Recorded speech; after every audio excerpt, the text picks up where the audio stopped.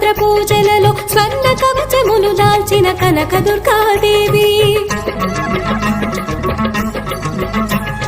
భవబంధాలను బాపే బాలా త్రిపుర సుందరి, నిత్యానందము కూర్చే అన్నపూర్ణాదేవి. లోక శాంతిని సంరక్షించే సుమంత్రమూర్తి గాయత్రి, అక్షయ సంపదలెన్నో అవని జనులకందించే దివ్య రూపిణి మహాలక్ష్మి. విద్యా కవన గానము సగు వేదమయీ సరస్వతి, ఆయురారోగ్యాలు భోగ భాగ్యములు ప్రసాదించు మహాదుర్గా.